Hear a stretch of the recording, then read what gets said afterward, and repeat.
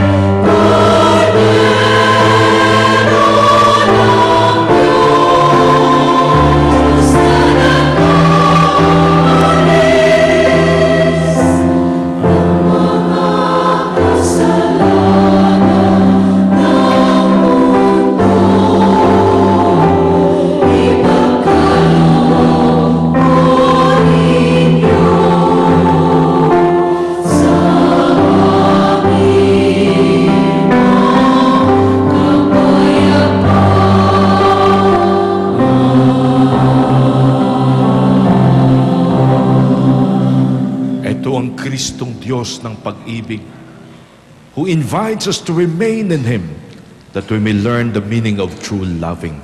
Happy are we who come to receive Him. Lord, I'm not worthy to receive you, but only say the word, and I shall be healed. Jesus Christ, bring eternal life to us. Receive.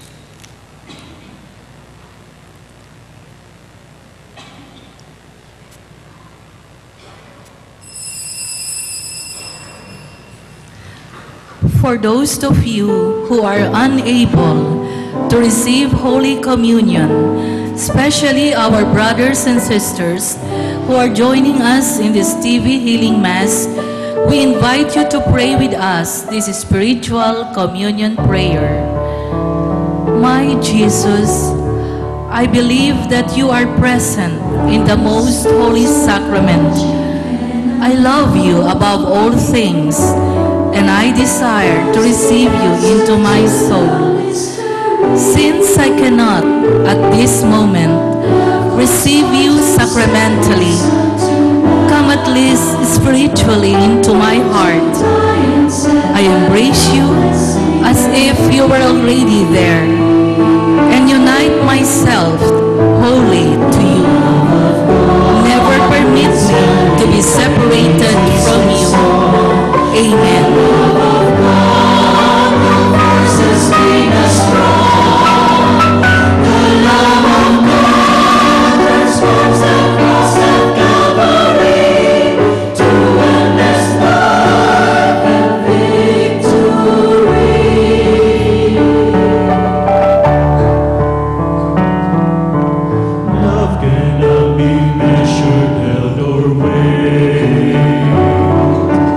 Love is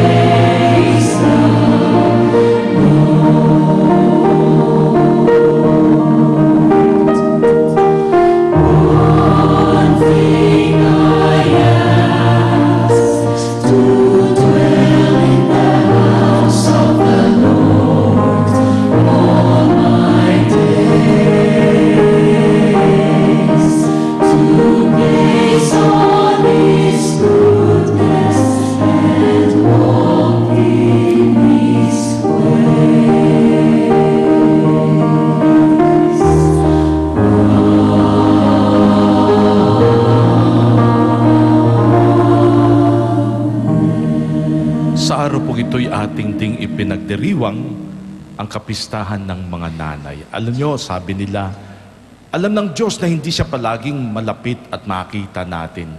In order to make us feel His love, God created mothers.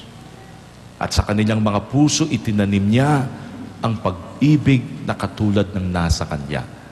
Lahat po ng mga nanay, ermats, mama, mami, lahat ng naandito, tayo po kayo sa araw na ito. All the mothers here, please stand up.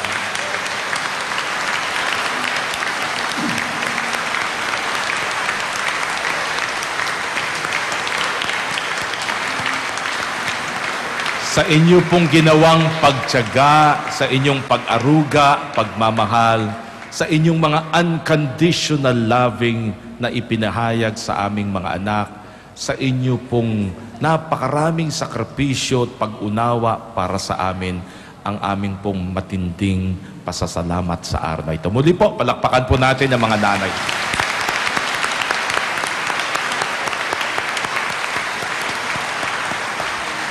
Tayo po'y magsitayo. Almighty and ever-living Lord, you restored us to life by raising Christ from death. Strengthen us by this Easter sacrament. May we feel its saving power in our daily life. Grant this through Christ our Lord. Amen. Si Jesus pa rin ang magtuturo sa atin ng tunay na pag-ibig. Pag-ibig na hindi tinitignan kung may karapatan ba o pwedeng mahalin, kundi pag-ibig na nagsasabing sa kabila ng. Let's pray to Him now to teach us the meaning of loving. Jesus, ang Diyos na nagdiligtas. O Diyos aming Ama, ang aming pasasalamat sa pag-ibig na siyang nagtulak sa iyo upang sa amin lumikha ay kay Kristong Panginoon na nag-alay ng buhay upang kami iligtas. Jesus, sa araw na ito, basbasan niyo po ang lahat ng mga nanay. Basbasan niyo sila sa kanilang ginawang paghihirap at pag-aruga sa kanilang mga anak. Salamat po sa kanilang pagmamahal na walang kondisyon, sa kanilang kabutihan, sa kanilang pagsilbi sa aming mga anak. Lord, today we ask you to bless all mothers watching us on television. Ang lahat po ng mga may sakit, may kapansanan. Ang mga nanay na mga OFWs na napalayo sa kanilang mga minamahal. Lord, bless them today. Akapin niyo po sila sa inyong pagmamahal. Pakinggan ang kanilang mga dasal. Ilayo sa lahat ng kapahamakan upang tunay nilang maramdaman na kay Diyos ng pag-ibig. Lord, we bless all those watching us on television. May we truly be a community of loving people. A community known in our desire to be givers and lovers to each other. Bless this TV ministry. May it be a source of grace and blessing to those who watch it. Bless those who help us and are a part of this. That to you we may give glory and praise and bring down upon us your salvation, your mercy, and your peace. The Lord be with you. And also with May you. Almighty God bless you all, the Father, the Son, and the Holy Spirit. Amen. Salamat kay Mrs. Felicidad C. Wala po siya, ang nanay nitong ating lugar na to. And we thank again all the mothers for being mothers. Go in the peace of the Lord. Thanks be to God.